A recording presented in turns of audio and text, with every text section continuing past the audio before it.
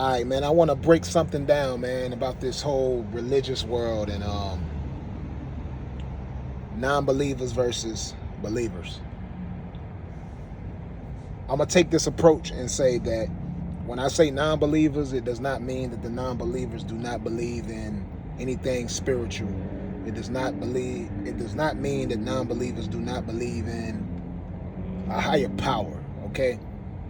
Um, there's so many different religions out there. So when I speak this to y'all, man, a lot of y'all may be confused, but the people who are woke will not be. All right, let's just do the verses thing. Non-believers versus believers. It's a lot of non-believers that a lot of us know about. They speak differently. Everything that they do is way different from a person who's a certified believer who publicly speaks on the belief. Um, it's been a lot of celebrities under that microscope over the past years, man. Jay-Z, Beyonce, Oprah Winfrey. Like the higher ups, the people who are rich, they have more money than they even know what to do with. These people don't pray the same way the believers pray. And to break it down, I just want to say a non-believer in this world that we live in today, these people are the most richest people. And not just that they rich, they hardworking people. They go out here and get to it. Now, with believers, a believer's mindset is when you need something, you pray for it. You just sit there and you just start praying, oh, I need this, I need that, whatever the case may be. We've all been taught, that prayer without work or prayer without faith is nothing. So with that mindset, people, for the ones, I'm not telling y'all to question your belief or not to believe in what you believe, none of that. I don't care. Whatever your belief is, that's your belief. It's not going to affect me neither way. But my mindset has always been a little bit different. Like my grandmother took me to church. She was a Christian. I went to church as a kid all the way up, and I watched a church full of people who were poor, who were struggling. They went there, prayed, and a lot of the times they talk about, man, I'm praying for this. I pray for my bills to get paid. I pray to not be poor. Like everything usually be about money or clothes or just well-being. All of us want to live better. But it was a church full of people who had absolutely nothing. And then I always watched the people who were the non-believers, who didn't go to church, who seemed like they didn't believe in anything. And I watched them be the richest people, and they never had to go and ask no one for nothing. I think the problem with a lot of believers today is you just sit and pray, and you don't go out and actually put the work in to get what it is that you want. In this life that we live in, you have to go out and you have to get what you want by putting the work in. It's not going to just get handed to you. And a lot of us feel like we get blessings just because randomly you might say a prayer at night, and then you might go outside the next day, or you might be somewhere and a person just walks up and just out of his own pocket, let's say I walk up and I just hand somebody $1,000. They don't even know me.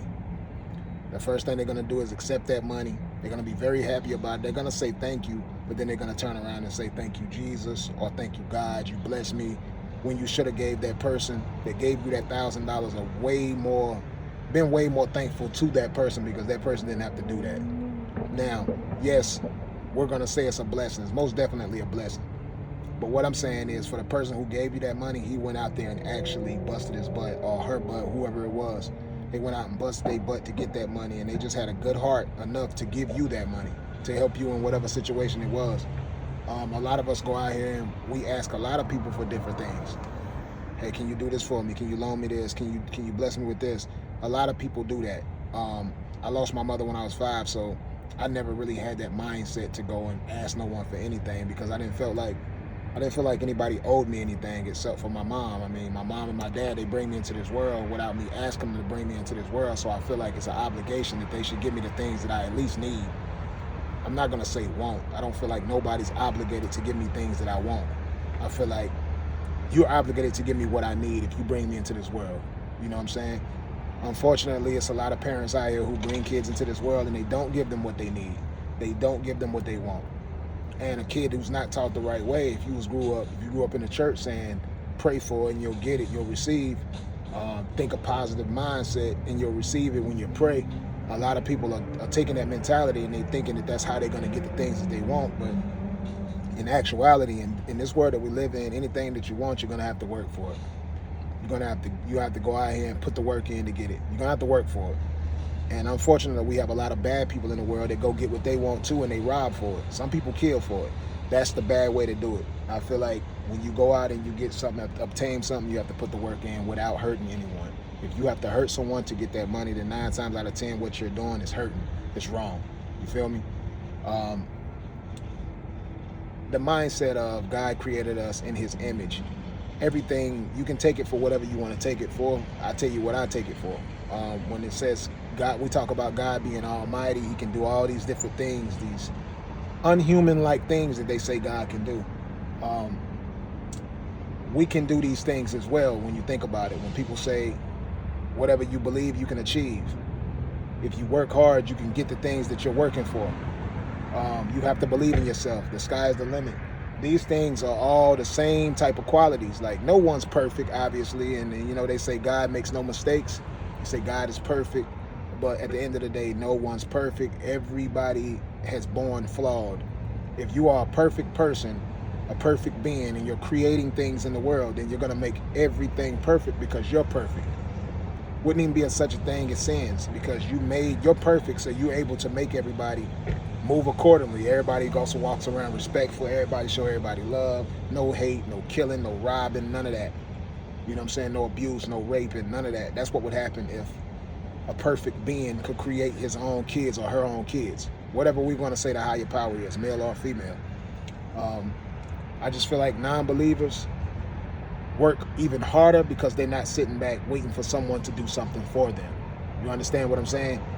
If you are a believer, then you feel like you have that as an scapegoat. Something happens, you feel like you can just pray about it and you can just get it.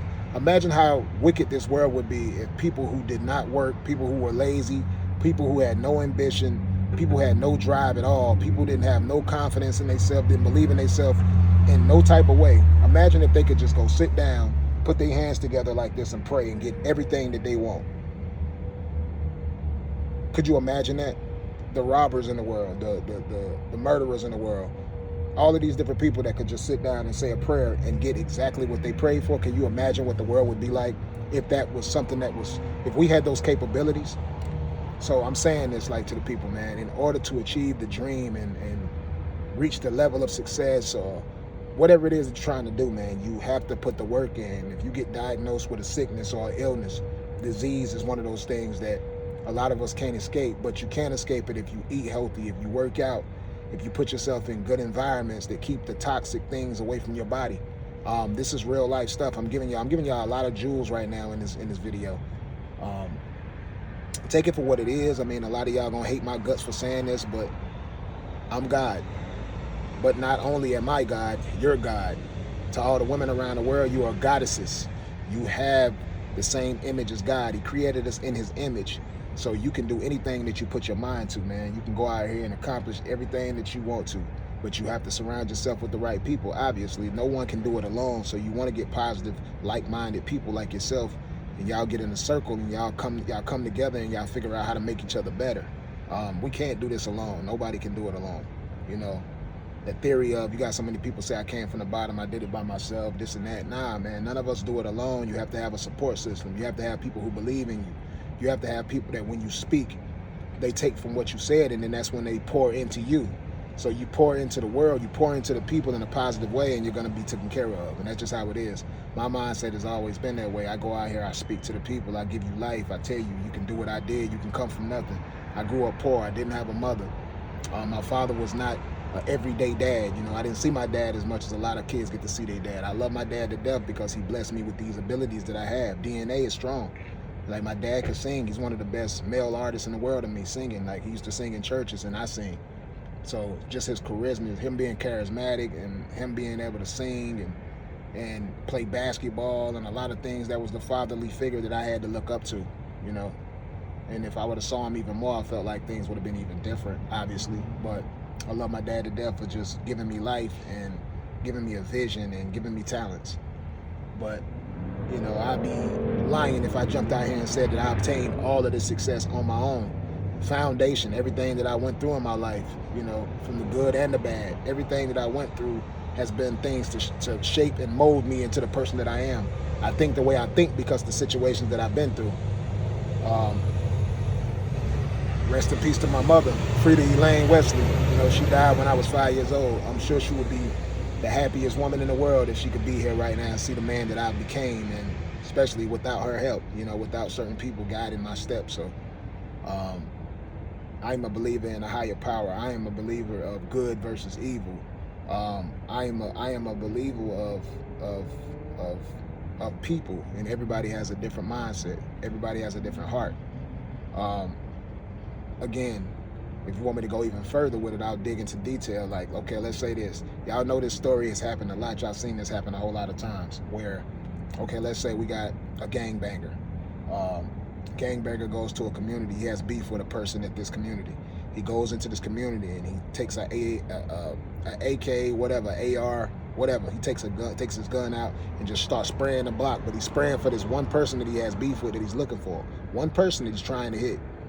But in the midst of this shooting, all this shooting that he's doing, he does not even hit his target. He ends up hitting, let's say he hits 6, 7 kids, and these kids are all die.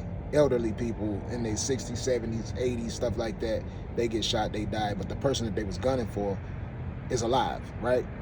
So we go to this theory. You notice everybody says everything happens for a reason. There's no reason in the world that things like that should ever happen.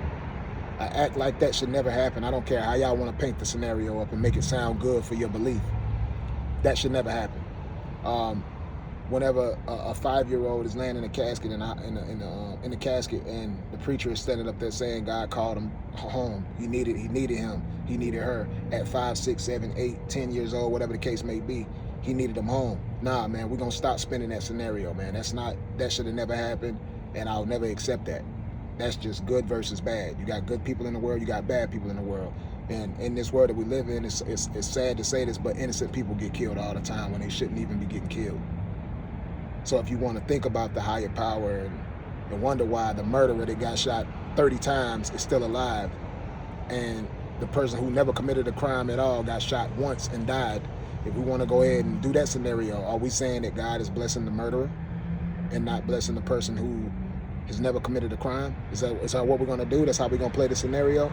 So you have to do this, good versus bad, good versus evil, however you want to sway it. Everybody talks about if it's hell, then it's heaven. If it's good, then it's bad. We understand good and bad because we see it every day. But do we actually believe that it's a place that where when we die, if you're bad, you're going to go and burn for the rest of eternity? Do we believe that it's going to be a place that you go to after that and everybody's happy every day? All we got to say is all I'm saying to people is just research. Find what works best for your life and logic, and the world could be a better place. Like it's a lot of different religions out there. So don't just pick the first religion that you was taught as a kid from people who never learned another religion but that religion. We have to stop doing that. That's what a false reality is. If somebody sells you a car right now and today, y'all have so much logic. If you just walk up onto a car lot, are you going to pick the first car that they show you? Or are you going to look around and see what this car got to offer or what this car got to offer? It's the same thing with life, man. You guys get a choice to pick what you want. When you go out here into the dating world and you see if you're a man, you're looking for a woman, it's variety right there. You're going to choose. You're not going to pick the first one and say, okay, this is the one. I'm going to give my life and everything to it and believe everything from this one. No, you're going to search around to see which one is the best fit for you. You're going to make sure, because we know we live in a world where a lot of people lie. A lot of people are not who they say they are. So why would you treat one of the most important things that you're ever going to have in your life? Religion is one of the top things that everybody's going to have. Why would you pick one and not want to hear nothing about the rest of the religions? Just pick that one religion and just be like, you know what? This is the one. I don't need to know nothing else. When it's all types of gods that people pray to. It's all types of religions that people have out here. You see it. You see culture. You see people dressing different, praying different. You see everybody's lives are different. People eat different foods. The culture is a different thing. So why would you pick one thing? Religion is one of the most important things, I would say. Choosing who's going to lead your life and make you a better man or a better woman is very important. And I'm not rooting to say take religion away from nobody. I'm just saying try some new things. Don't just take what your parents gave you and say this is the one, because they didn't even try nothing else neither. So if everybody's eating chicken and that's all they gave you coming up, and you see other people eating steak, you telling me you're not curious about what the steak tastes like? You just gonna keep eating the chicken? So, and I feel like religion is more important than chicken and steak. Chicken and steak we shouldn't even be eating anyway. We know these things. We're not even supposed to eat that, but I'm not gonna get that deep right now. I just gave y'all the basics of why I say I'm a god and why I say you are a god and you're a goddess. Kings and queens around the world, man, you have to understand and know your power and know your strength. They've been trying to keep you from this for a long time. They fear us and we fear us. We treat each other like animals. They treat us like animals. That's how powerful we are. How y'all don't see that yet? Black people kill black people. We're targeted by our own people. That's how powerful we are. We have to come together, man. We have to figure out how we can sit down and have a conversation without hating on each other, without being bitter towards each other. Because it's not us that put us in this situation. We got put in this situation. And with slavery and everything that happened before us, with religion, what we was taught, everything, we got enslaved by these people, and we have to figure out how to get out. I'm not saying war. I'm not saying go out here and attack no other people. I'm just saying we have to love each other. As black people, we got to come together and join the same team, man. We are not fighting the same war together, man. We are against each other, man. It's too easy to divide us. We are divided like a mug, man. We have to come together, and it's the only way we're going to win as a whole culture of people. Everything was stripped and taken away from us. And then we was force-fed all types of stuff to believe certain type of things, man. It's in you to be who you want to be, man. Can't nobody stop you but you. You're a god. You're a goddess. If you're watching this live, man, please wake up and understand that. This is coming from me, the truth. And I don't care what people say about me. You can call me crazy. That's cool. I'm a Gemini. You know, they call most of us Geminis crazy. Me, Tupac, Kanye West, Ice Cube. The list goes on. Geminis know what's up, man. I feel like everybody knows what's up. If you really listen to what I said with an open mind and understand that I'm not trying to take you from nothing that you believe how you want to believe. All I'm saying is be open to see what else is out there. Just like you are open for everything else. You make decisions every day and you got options. You have options with this too. That's all I'm saying. When you go to the gas station, you put premium or what? What you put, regular, unleaded, premium, supreme, you got options. When you go to the pizza place, you got so many different options. You want pepperoni on that joint or you don't? You want hamburger? What you want, sausage? What you want, onions, what you want? You got options. When you go to McDonald's, you got options, man. So that's all I'm saying, man. You have options. Peace, man. The truth. I love y'all. Hopefully y'all took what y'all needed to take from that, man, and understand that I love you regardless, whatever you do, whatever you choose.